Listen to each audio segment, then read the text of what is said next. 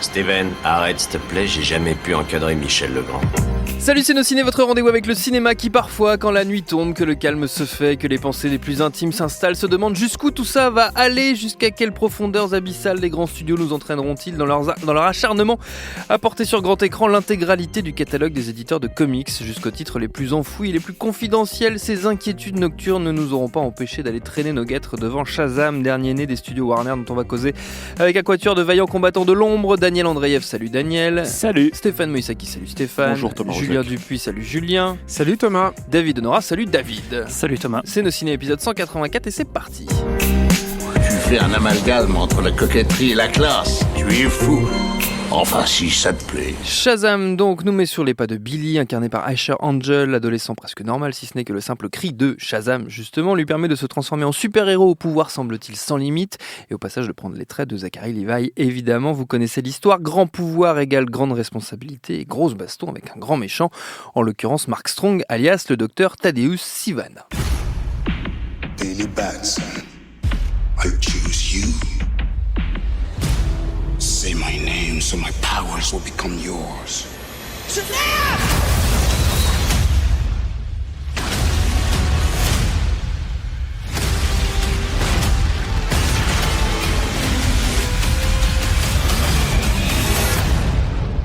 I'd like to purchase some of your finest beer, please.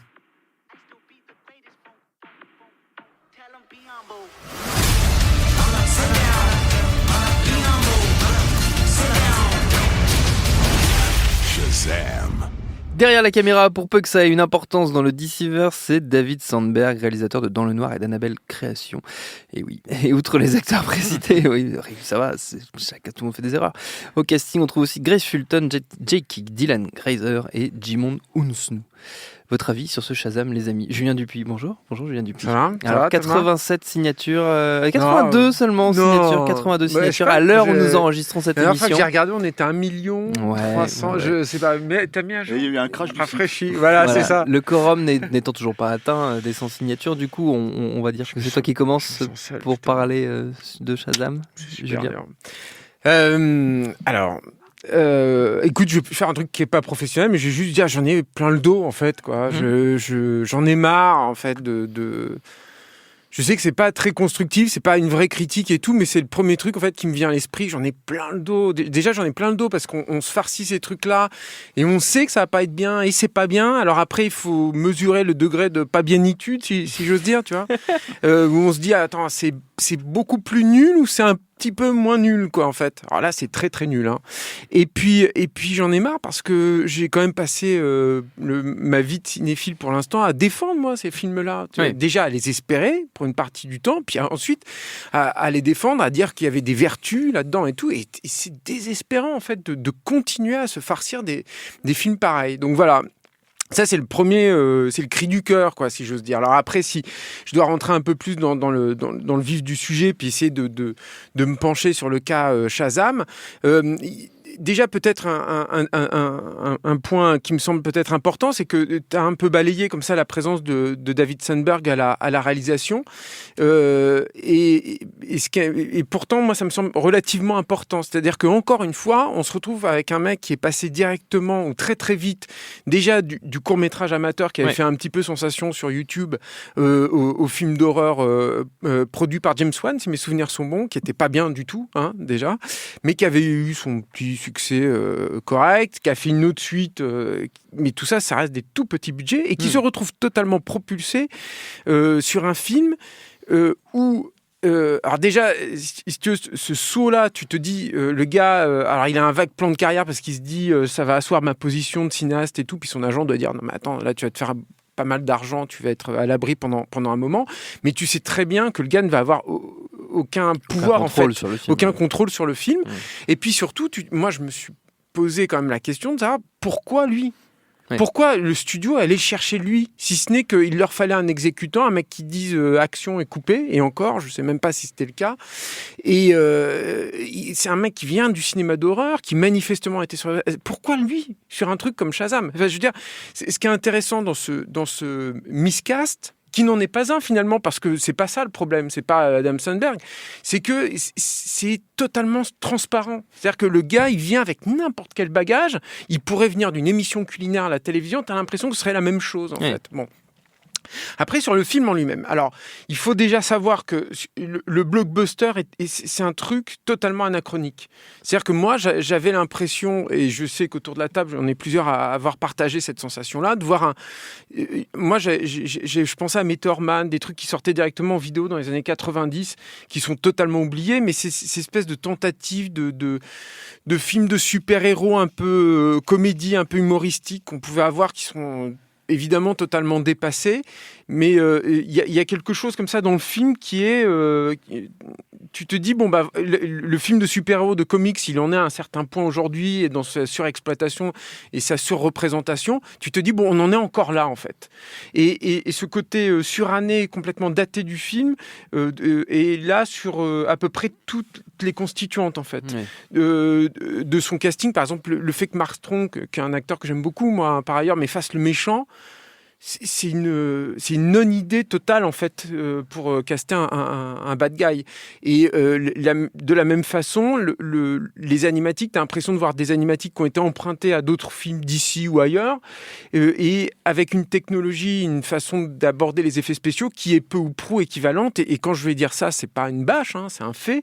Moi, ça me fait penser à peu près au niveau des 4 Fantastiques de Tim Story. Il y a un petit peu plus de travail que ça sur certains plans, mais il n'y a rien d'autre. Et après, il y a tout ce que le film te raconte. Il y a une idée que moi je trouve intéressante, parce que je ne l'ai pas vu beaucoup exploitée en fait, dans les films de super-héros, qui est quand tu as un grand pouvoir, au lieu de te le garder pour toi, tu peux être encore plus puissant en le partageant autour de toi, mais qui n'est pas du tout exploité. C'est-à-dire qu'on te pose ça, et je pense que ça vient du long développement. Je veux dire, il y a des tonnes de scénaristes qui sont payés des fortunes sur ces films-là. Forcément, il y en a un au bout d'un moment, il a une bonne idée. Après, elle n'est pas travaillée. Statistiquement. Mais voilà, non, mais effectivement. Ça vient du comics, en fait. Mais oui, en plus, ouais, peut-être. Alors, c'est encore pire. Mais je dois dire que moi, contrairement à Daniel, je ne connais pas du tout le comics. Hein, donc voilà. Donc il y a ça. Il y a une autre idée, qui est une idée avec le méchant, qui est que le méchant est habité par des espèces d'incarnation, si j'ose dire, des 7 péchés capitaux. Ça n'est jamais travaillé. C'est-à-dire que même au niveau du design des bestioles, c'est des designs hyper bateaux. Tu as l'impression de voir n'importe quel démo ZBrush, et encore une fois daté en plus. Hein. Moi, j'avais l'impression de voir des démos ZBrush d'il y a 10 ans presque. Et il n'y a rien. Il n'y a pas de travail en fait là-dessus, quoi. C'est-à-dire qu'il y en a un moment, je crois que c'est la Varice peut-être, où il a 2 paires de bras. Alors tu dis, ah bon, peut-être que le designer il s'est dit, il va 2 paires de bras parce qu'il a envie de saisir plus de choses et tout, mais il n'y a pas de travail là-dessus, il n'y a rien, c'est vide. Et le dernier point qui aurait pu être intéressant et créer un petit peu du caractère en fait sur le film, c'est le fait que le héros est en fait 2 enveloppes charnelles. C'est-à-dire qu'il est à la fois un ado de 15 ans qui, quand il se transforme, devient un adulte. Donc c'est le côté un peu à la Big et tout. Ce qui ne fonctionne, mais alors jamais. C'est-à-dire que tu as toujours l'impression, enfin moi en tout cas j'avais l'impression, c'est même pas le Dr Jekyll, Mr Hyde, si tu veux, c'est que c'est 2 personnages différents. C'est-à-dire que quand il est frappé par la foudre, ce personnage-là, il en devient un autre. Mais t'as pas de continuité. C'est-à-dire que tu as un gamin qui, quand il a 15 ans, est un petit peu mélancolique, toujours un peu tristoun et tout, puis paf, il se transforme en Zachary Levi, puis alors là, c'est la gaudriole, il sautille partout et tout. Et à aucun moment, je me suis dit, mais il n'y a pas de continuité là-dedans. Ça aurait pu être super intéressant de travailler en fait là-dessus, que le personnage ait le même arc émotionnel, par exemple sur des mini-scènes, en passant d'un personnage à un autre, que les 2 enveloppes se répondent, quoi, tout simplement, ou qu'il a un décalage, enfin voilà, mais il y a rien là-dedans. Donc tout ça pour dire que, encore une fois, et c'est ce que j'essaye de faire avec tous ces films-là, parce que sinon ça n'a pas d'intérêt de les critiquer, j'essaie de me foutre à la place, encore une fois, des gens qui sont encore clients de ces types de films. Je ne vois pas ce que vous pouvez y trouver. Il n'y aura pas de spectacle. Les gags, vous les avez à 10 peut-être gags près, vous les avez tous vus dans la bande-annonce. Et tout ce que le film aurait pu apporter comme concept n'est pas exploité. Voilà. Daniel, alors comment passer après ça? Non, bien sûr, mais Toi qui en bien. plus connais très bien Il y a une Shazam. problématique La BD. que Julien a vraiment bien résumée, c'est-à-dire où est le cinéma. Écoute, on va se battre sur un autre tableau, je pense.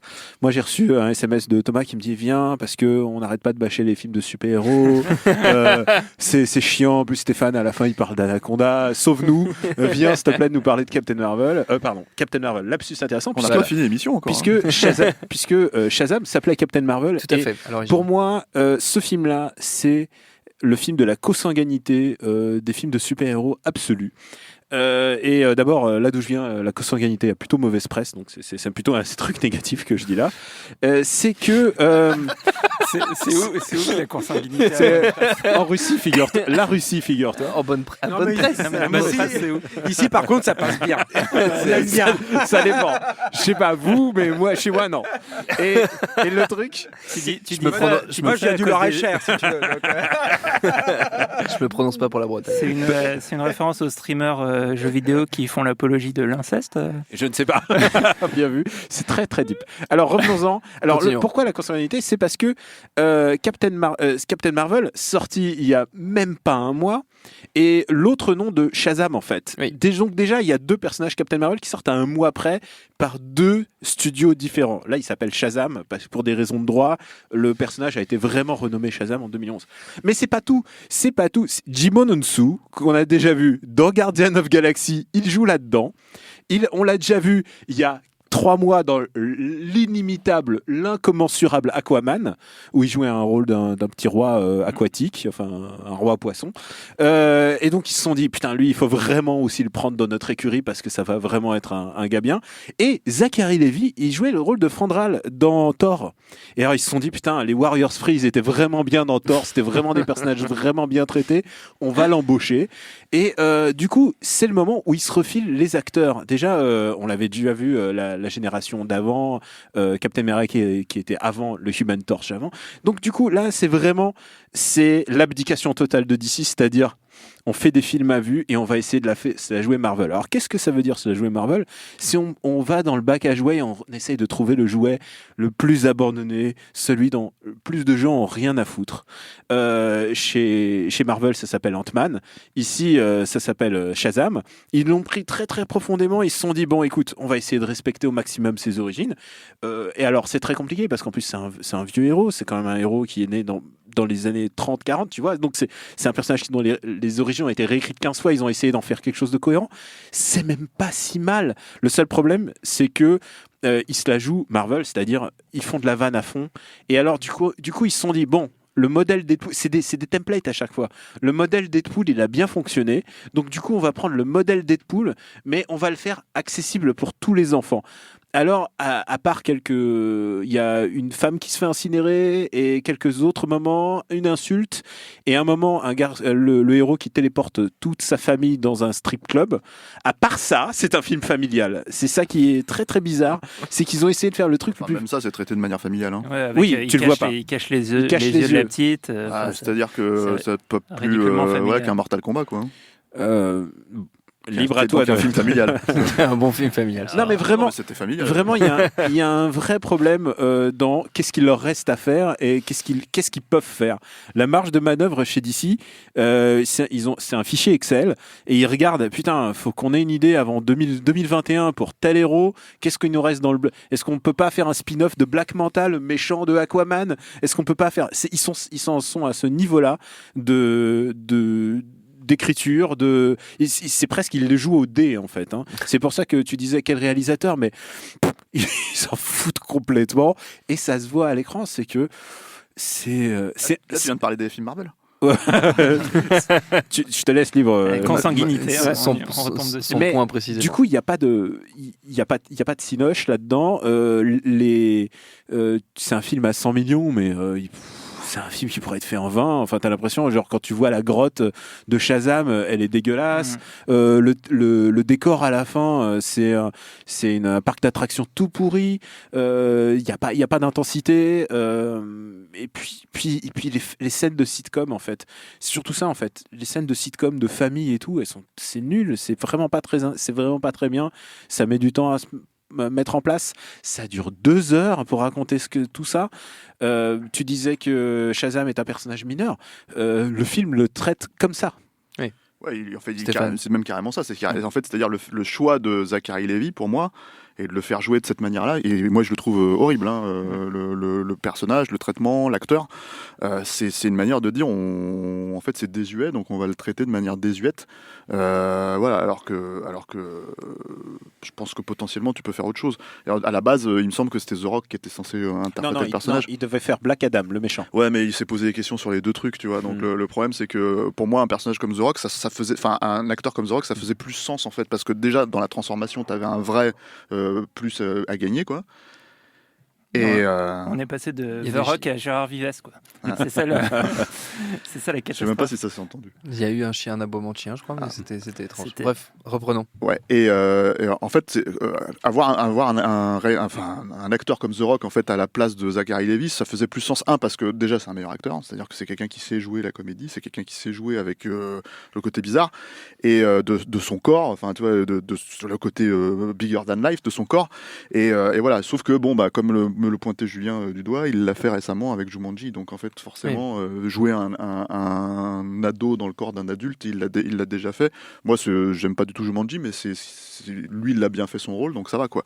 Après le souci du film en soi, bah c'est que effectivement comme l'a dit Julien, t'as l'impression vraiment de regarder un truc complètement anachronique pour moi, hein.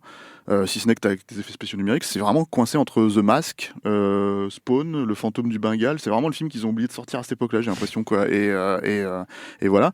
Et après, bah dans les référencements de super-héros, enfin là où tu te rends compte qu'ils savent vraiment pas quoi faire, c'est l'apparition finale de Superman. Attends, quoi. tu veux spoiler Ah bah on s'en spoil, fout. on spoil. fout. Ouais, d'accord. Non mais ce qui est génial, parce que donc ils font apparaître Superman avec le costume du Superman, du Man of Steel, quoi, actuel. Sauf qu'en fait on monte pas sa gueule parce qu'ils ont viré Henry Cavill. Ils ont viré Henry Cavill. Donc j'imagine trop la scène. C'est putain, bon alors attends, merde, il y a quelqu'un qui appelle Henry Cavill Ça pour le faire sent, venir. Je fais, ça mais sent non, on l'a viré. qu'il est Vas-y, cadré comme Bob, ça. appelle-le quand même et tout. Non, je l'appelle pas moi. Tu vois. Et donc en fait le mec, Vas-y, José, toi t'es grand, mais le costume. voilà. Et du coup, il apparaît comme ça et tu te dis mais c'est quoi ce non-événement, puisqu'on l'a déjà vu 3 fois dans 3 films différents, enfin 2 ou 3, je sais plus combien il y en a eu avec lui, 3. C'est quoi l'événement en fait de faire apparaître ce perso à la fin, même ne serait-ce que pour donner une carotte en fait qu'on a déjà vu dans d'autres films, quoi. Mais c'est marrant parce que ce DC Univers, c'est pitoyable. Ça me fait penser à ça. Personne n'en parlait pour l'instant. C'est vrai qu'il y a ce truc-là avec Superman qui est le plus voyant, quoi. Mais même tout ce qu'ils essaient, tout ce qu'ils essayent de faire avec le reste, c'est petit. C'est des petits trucs. Puis les placements de merchandising, c'est-à-dire qu'à un moment les mecs ils sont en train de se battre dans un magasin de jouets, ce n'est que des jouets d'ici, quoi. Donc en fait il en prend un Batman, il le balance sur la gueule de l'autre, tu vois. Et c'est vrai que nous on l'a vu dans une salle où il y avait beaucoup de fans apparemment, qui donc en fait étaient morts de rire à chaque moment comme ça, en fait, à chaque référence. Sur Marvel à un moment, voilà. Une vanne sur Marvel. Ouais. Mais elle est vraiment cachée. Ouais. Ah vas-y. Non, j'espère. Ah bah non, je me refuse. Ne spoil pas, nous on l'a vu. Je refuse de spoiler. Non, mais en plus ça confine à l'autodénigrement et ça va jusqu'à la dernière scène post-générique qui se fout plus ou moins de la gueule d'Aquaman, quel film qui est sorti il y a 6 mois. 3 mois. 3 mois, ouais, c'est un truc. C'est des comédies, donc ils s'en foutent. Ouais, C'est dommage parce qu'Aquaman est un authentique classique du cinéma maintenant. On peut C'est le vrai, dire. on peut le dire. Surtout David depuis l'a l'émission. défendu dans On un vous épisode. renvoie depuis l'émission. à l'épisode de nos ciné. de fort bonne mémoire. Non, bah, moi je partage la lassitude un peu de tout le monde et celle dont parlait Julien au début. C'est à quoi bon? Après Aquaman. À quoi bon? Et non, mais alors il y a vraiment plein. Moi, je trouve effectivement qu'un des pires trucs, c'est que dans ce type de film qui est une comédie, ça repose essentiellement sur l'acteur principal. Et en fait, Stéphane évoquait The Mask. Alors peut-être que j'en garde un trop bon souvenir par rapport à ce qui est vraiment Par rapport le film. à l'âge avec lequel tu l'as vu. Mais voilà, au moins Jim Carrey. Alors le problème d'ailleurs dans The Mask, on en parlait, c'est que tu vois pas tant que ça le boulot de Jim Carrey parce que quand il met le masque, ça crée un autre personnage avec pas mal d'effets spéciaux, voilà.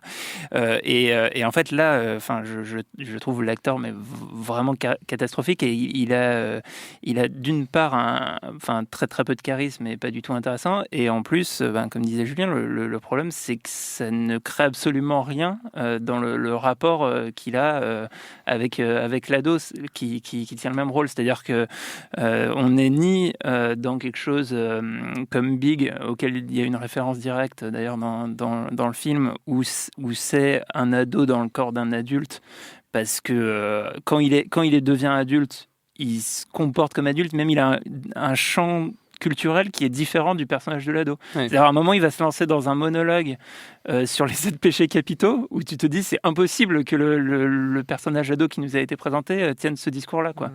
Et alors par moment, il y a des bribes de trucs où il se met à danser comme dans Fortnite ou à faire des trucs comme ça, où tu dis bon, ok, mais tout ça est complètement incohérent, et tu passes d'une scène à l'autre en te demandant mais c'est quoi les règles du personnage, etc. Et il n'y a pas non plus le côté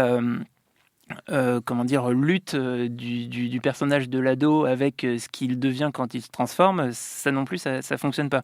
À plus forte raison, parce qu'il y a ce traitement en fait des gamins. C'est-à-dire qu'il y a un truc, moi il y a une idée que je trouvais intéressante, c'est que c'est des enfants de la DAS en gros, les gamins, et donc qui sont dans la maison du bonheur un peu. Mais c'est ça le problème, c'est que justement tout ça c'est pas du tout traité à la mesure. Ça se voudrait un petit peu entre guillemets réaliste, je dis bien entre guillemets, parce qu'en fait on va traiter de quelque chose d'un peu qui existe dans notre monde, quoi. Et en fait il le développe jamais, et effectivement tu n'achètes jamais le truc parce que c'est la maison du bonheur en soi, c'est une chose, mais c'est pareil, en fait, c'est-à-dire que le moindre moment où ils vont filmer ça dans une ruelle, tu vois que c'est un studio, le moindre moment, sans même parler de la cave, en l'occurrence c'est vraiment juste une scène dans une ruelle où les mecs ils vont se faire tabasser par des bullies, tu vois, tu vois que c'est pas du tout il y a rien de, sans même parler de faire un film cru, il y a rien de prégnant en fait là-dedans, en fait tu sens pas que leur vie elle est si difficile que ça, en fait. C'est ça qui est bizarre, quoi. Et par ailleurs, en fait, narrativement, je trouve qu'il y a vraiment un très très gros problème qui est lié à l'exposition, même en fait les expositions du film qui sont hyper longues et en fait qui se succèdent les unes aux autres. Donc en fait, on a une première exposition qui va nous introduire le méchant, la raison pour laquelle il est devenu méchant, puis une deuxième exposition qui nous introduit le personnage principal pour nous faire comprendre c'est quoi son problème dans la vie, le fait qu'il a perdu sa mère, enfin perdu au sens il sait pas où elle est, sa mère, quand il était enfant, puis un truc qui va nous amener à comment il se retrouve dans cette maison d'accueil. Et ces persos-là. Et en fait, tout ça, toutes ces présentations, toutes ces introductions, elles repoussent énormément ce qui est le cœur du film. Et quand tu as pitché le film, Thomas, au début, tu dis, c'est l'histoire d'un ado qui, en disant Shazam, se transforme en super-héros. Mais ce film-là, il commence au bout de 25 minutes, quoi. Ouais. Oh là, t'es gentil. Et encore même plus, 40, peut-être. Ouais. Et ça dure 2h15, il faut le dire aussi. Ouais, voilà, donc tu as une notion du temps complètement dilatée. Et du coup, on est dans un truc qui déjà narrativement est complètement foiré, parce qu'on n'arrive pas à vraiment s'intéresser aux enjeux des personnages, parce que tout nous est dévoilé à l'avance et de manière hyper poussive, quoi. Il y a pas d'attachement émotionnel à ce qui leur arrive. C'est vraiment une sorte d'adaptation très littérale des codes qui ont dû, là je parle sous le contrôle de Daniel, mais qui sont sous le contrôle de Daniel, qui sont imaginés. Faites ce que vous voulez, les gars. Qui sont imaginés par le biopic et par le qu'est-ce que je raconte qui sont imaginés dans le comics, et voilà, donc on est dans un truc, voilà, c'est limite une présentation PowerPoint hyper littérale, hyper chronologique de c'est quoi ce film, quoi. Mais je pense que ça vient aussi du développement du film. C'est-à-dire qu'on parlait de ces enfants abandonnés, etc. Moi, j'ai eu l'impression, et ça participe en fait au délitement du film et puis à ce manque de personnalité. J'ai quand même l'impression, en y réfléchissant et aussi en vous entendant tous, qu'on est face à un film qui a dû connaître un développement chaotique et avec diverses directions. Et tu as dedans, je pense aussi, et c'est peut-être aussi, ça explique peut-être aussi le choix du réalisateur d'ailleurs, des choses qui s'entrechoquent et qui sont jamais aboutis, quoi. Et effectivement, moi, par exemple, c'est vrai que cette idée des gamins, alors je sais pas si ça vient du comics, quoi, mais cette idée des gamins de l'orphelinat, on va dire, quoi, pour aller plus vite, enfin de la famille d'accueil plutôt. J'ai l'impression que c'était une idée peut-être qui avait plus d'importance, qui était plus là, qui lançait plus une thématique, parce que c'est pareil, que le gamin il soit dans une famille d'accueil ou qu'il soit chez ses parents, ça n'a finalement pas grand intérêt. Il y a pas. C'est la famille, Julien. Mais non, justement, enfin, tu vois, parce que le méchant il a perdu sa famille. Donc voilà, je pense aussi que ce problème d'exposition laborieuse vient aussi de ça, quoi. Voilà. Et puis Daniel, il y a aussi un gros problème, tu l'as souligné, Julien, c'est pour faire un bon film de super-héros. Je sais pas ce que vous avez pensé. Moi, j'ai bien aimé Infinity War parce qu'il y avait un méchant en fait. Et quand tu as un méchant et tu comprends son mobile et tu comprends pourquoi il fait ça, c'est beaucoup. Tu comprends mieux et tu arrives à t'impliquer dans l'histoire. Et là, Mark Strong, que j'adore, vraiment j'adore ce comédien. J'ai toujours un plaisir fou de le voir. Tu sens qu'il a cachetonné, quoi. Il a quelques scènes vraiment diluées au début. Ensuite c'est une baston à la Superman. Ils lui ont donné les mêmes pouvoirs, donc t'as pas d'implication, t'as pas le sentiment de quel est leur rapport à leur physique, De toute façon, tout le jeu de pouvoir, et c'est pareil. En fait, la façon dont ils découvrent les pouvoirs, alors ils les checkent en fait dans le film. Alors bon, toi, t'as l'invisibilité, non, t'as le super vitesse, etc. Ça, c'est des trucs en fait qui sont jamais. Tu sais pas comment ils les maîtrisent, tu sais pas comment ils les récupèrent. Puis ils les utilisent pas. Voilà, ils les utilisent carrément pas. Et en fait, t'as carrément dans la conception même, moi j'ai l'impression qu'ils ont carrément pris des animatiques de Man of Steel, c'est-à-dire qu'en fait il y a ce moment où il envoie un pain, ils sont en train de survoler la ville, ils s'envoient un pain et le perso part dans une espèce de ligne de fuite. Je dis mais c'est un plan qui était dans Man of Steel il y a 5 ans, 6 ans là, donc t'as vraiment l'impression qu'ils ont repris le truc parce qu'ils se sont dit bon ben on n'a pas d'idée, donc on va reprendre ce qui a été fait à l'époque, quoi. Et en ça c'est là où le film est extrêmement pauvre en fait, même pour un film de super-héros, quoi. Pour terminer, chers amis, on va faire comme toujours un petit tour de recommandations. On peut rester dans le monde merveilleux des films de super-héros, mais pas du tout obligé. Daniel, tiens, tu gardes la main. Vous gardez la main. Bah écoute, moi ce que je propose toujours, c'est de retourner au matériel d'origine. Oui. Et le problème, c'est que Shazam, Shazam ou Captain Marvel, c'est un personnage quand même très composite, qui a eu énormément de périodes différentes. Ouais. C'est un personnage qui n'appartenait pas à DC, il faut le savoir, à l'époque, et qui ensuite a été racheté par DC. Et ensuite, il a mis pas mal de temps avant de revenir dans le monde DC. Ensuite, il a été rebooté un bon nombre de fois. Donc c'est un personnage qui est dur à suivre. Les reboots actuels, ils ont leur petit charme, surtout qu'il y a un tigre. Toute la vanne du tigre qu'on voit dans le film, avec la peluche, en fait c'est une référence au Shazam actuel, puisqu'il y a un tigre dans la Shazam Family. Et j'aurais adoré voir un tigre. Je trouve qu'on voit pas assez de tigres au cinéma et surtout au cinéma de super-héros. C'est vrai. Alors quelle est la version de Shazam ou de Captain Marvel que je conseillerais? Je trouve que justement Captain Marvel, c'est un... Je persiste à utiliser Captain Marvel parce que j'ai toujours appelé Captain Marvel. Mais donc Shazam. T'embrouilles tout le monde. Ouais, mais je suis désolé. Je suis désolé. C'est le bordel. Ils ont le même blaze. Bon, Shazam, le truc qui est intéressant, c'est que il a le même pouvoir de Superman, mais Superman incarne vraiment DC. Donc du coup, ce qui est intéressant, c'est d'utiliser Shazam comme un contrepoids de Superman. Ouais. Et donc quand il est méchant, il est plus intéressant en fait. Et il y a un comics où il est de notoriété qu'il est méchant parce qu'il est hypnotisé, il est sous le contrôle de Lex Luthor. C'est un comics qui s'appelle Kingdom Come, écrit par Mark Waid et dessiné par Alex Ross, qui est une uchronie post-apocalyptique sur Superman qui a renoncé. Alors, j'aime pas les comics où Superman part du principe que Superman renonce et abdique, mais voilà, c'est le point de départ. Et c'est très spécifique. Hein. Ouais, je suis désolé, hein, je suis comme ça. Mais par contre, Shazam, donc Superman, il fonctionne un peu bizarre, et donc il va revenir. Mais Shazam est contrôlé par le méchant et du coup, il devient une arme terrifiante et où son pouvoir de balancer la foudre en disant son nom devient devient vraiment le climax de la BD. C'est magnifiquement peint par Alex Ross, puisque Alex Ross il peint ses bandes dessinées. C'est assez beau, c'est métaphorique. Il met en scène son propre père dans le rôle du narrateur en fait. Vraiment, c'est un comics de très très grande qualité. Si vous voulez un truc facile d'accès, Kingdom Come, donc de Mark Waid et d'Alex Ross. C'était sorti en recueil chez Urban Comics il y a quelques années, une très jolie édition. Julien.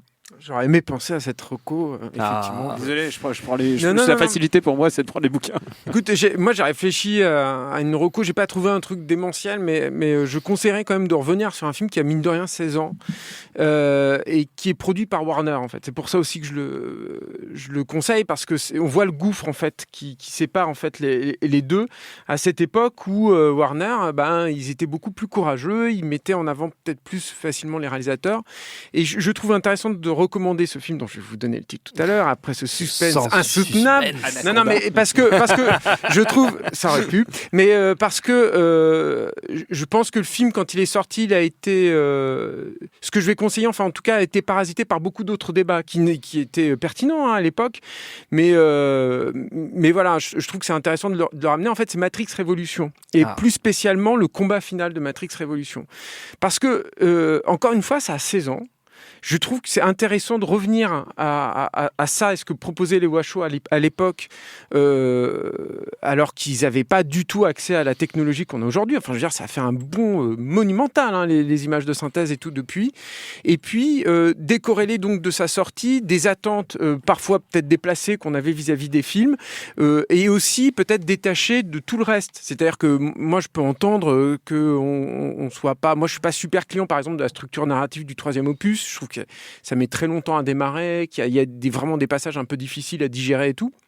Ça reste des films fascinants que j'adore, mais voilà, il y a quand même des problèmes. Mais juste cette séquence-là, en fait. Je trouve que la revoir aujourd'hui, et la voir en sortant de Shazam, qui justement échoue totalement à nous proposer un spectacle, ne serait-ce que ça, voilà, ça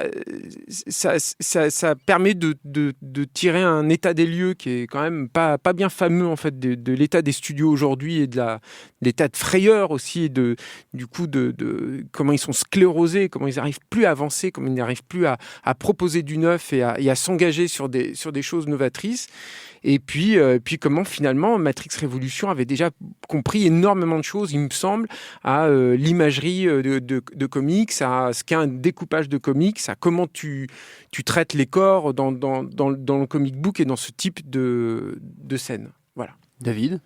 Oui, on a cité plusieurs fois dans l'émission Big de Penny Marshall, qui est un film que je trouve intéressant, donc qui est un film des années 80 qui raconte l'histoire d'un jeune garçon qui se réveille un matin après avoir fait un souhait dans le corps de Tom Hanks, et qui va faire un peu carrière dans les Il n'a pas fait un souhait dans le corps de Tom Hanks, il a fait un souhait devant et il se réveille génie. dans le corps de Tom Hanks.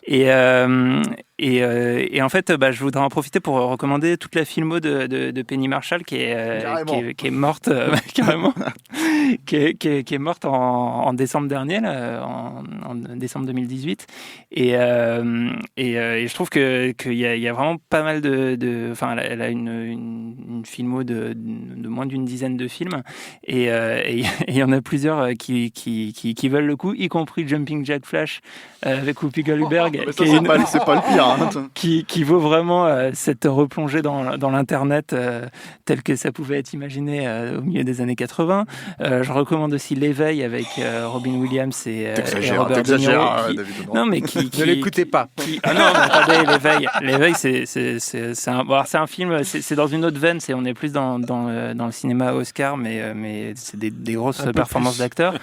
Une équipe hors du commun, qui est un super film sur le baseball et la ligue féminine pendant la guerre avec tout le monde, voilà, vous l'avez dit. Et puis Tom Hanks en coach alcoolique. Et puis, je survole un peu, mais son dernier film en tant que réalisatrice avec Drew Barrymore s'appelle Écart de conduite, et qui est sur une... Au volant avec les gars au Québec. Ah bah oui, je connaissais pas ce titre. Toujours bien. Mais voilà, c'est Drew Barrymore. Parce que c'est Riding in Cars with Boys. Ouais. Au volant avec les gars. Au volant les gars. Au Québec, c'est littéral au Québec. Et voilà, elle tombe enceinte quand elle a 15 ans. Ses parents veulent pas qu'elle avorte, et du coup, elle doit vivre avec ça, renoncer un peu à ses rêves d'être écrivain. Et c'est un très beau film. Voilà, donc se pencher sur la filmo de Penny Marshall plutôt que d'aller voir Shazam. Très bien, très bonne reco. Très bien. Stéphane ? Alors, mon amour, mon affection, mon attachement à Anaconda n'est pas passé inaperçu, j'ai l'impression, puisque en fait, on me partage en permanence en fait sur Twitter, sur Facebook, tout ce qui a trait à Anaconda. Par exemple, on me dit, voilà, il y a un superbe coffret Blu-ray qui sort avec les 4 Anaconda. Bon, j'ai envie de dire, il y en a qu'un qui compte vraiment, hein, mais voilà. Donc on me l'a partagé 15 fois, je le sais, je sais que ça sort, les gars, merci. On m'a partagé une superbe vidéo comme ça d'un Anaconda de 30 mètres en fait actuel. Hein, voilà, on me l'a partagé, mais je sais pas combien de fois. Et ce qui est assez évident en fait quand tu vois cet Anaconda, c'est que tu vois qu'en fait c'est un peu comme tu vois les gosses qui regardent aujourd'hui les films de super-héros et qui se disent j'ai envie d'être grand comme ça, j'ai envie d'être fort aussi, tu vois, et qui se mettent à la muscu par exemple quand ils voient Arnold, cet Anaconda, il a vu Anaconda, il a dit je veux être comme cet Anaconda et être fort, grand, voilà, c'est pour ça qu'il fait 30 mètres, tu vois, les anabolisants. Et du coup en fait ça m'en vient à parler un peu à comment dire, je sais que Anaconda a une place importante dans l'histoire du cinéma, je le sais, dans l'histoire de l'humanité même. Voilà, ça fait quand même 3 ou 4 mois que je me tue à vous le dire. Donc je le sais que tout ça c'est lié à Anaconda, je vois bien qu'il y a une suite à tout ça, il y a eu quand même 3 films derrière qui sont pas à la hauteur, mais on le sait, tu vois. Voilà. Mais moi j'aimerais parler d'un petit truc en fait que les gens ont tendance à oublier, et pourtant tout le monde connaît ça de cette époque-là, quoi. À l'époque on n'avait pas des smartphones, à l'époque on n'avait pas des trucs aussi technologiques, aussi sophistiqués. Quand on avait un pauvre petit Nokia tout pourri là, et ben il y avait déjà l'adaptation en jeu vidéo d'Anaconda sur votre téléphone, quoi. Et c'est une évidence que c'était une référence à ça, quoi. Alors sauf que le problème c'est qu'ils appelaient ça le serpent. Ouais. Voilà, mais tout le monde sait que c'était Anaconda. Moi, je jouais à Anaconda. Je jouais à Anaconda. Le serpent au Québec. Le serpent au Québec, Anaconda en France, tu vois, sur votre Nokia. Et ouais, c'est tout de suite, tu sentais le sentiment de puissance que l'Anaconda avait quand il prenait ses victimes et tout ça, etc. Quand t'attrapais le petit pixel, tu vois. Un animal sexué. Hein, oui, non, mais alors voilà, parce que tu m'as. Voilà, merci Daniel. Les gens se sont plaints depuis la semaine dernière. Sur Twitter, on a eu des remarques, beaucoup de pétitions, des hashtags et tout ça. Voilà, en disant Stéphane a raison, c'était ça le hashtag, je crois. Voilà. Et Stéphane a raison, hashtag Anaconda est le plus grand film de l'histoire du cinéma, mais c'est un long hashtag. Quelle indignité. Et ben voilà, je voulais parler de ça, je voulais parler de la trace que Anaconda a laissé dans l'histoire de l'humanité, effectivement. Donc notamment, par exemple, voilà, je trouverai certainement autre chose la prochaine fois, mais le serpent sur votre téléphone Nokia. T'avais un téléphone Nokia? Oui. Tu joues au serpent? Ça sent la fin quand même, Stéphane. Non. Moi j'aimerais bien qu'il sorte. Ça sent la fin un peu. Le serpent 99, tu vois, comme Tetris 99, et je suis sûr que ça rebootera le truc, tu vois. On attend le Critérion, toujours. Notre temps est écoulé. Merci à tous les 4. Merci à Quentin, à la technique, à Juliette pour la préparation. Binge.audio pour toutes les infos utiles. On vous dit à très vite. Je préfère partir plutôt que d'entendre ça, plutôt que d'être sourd. Binge.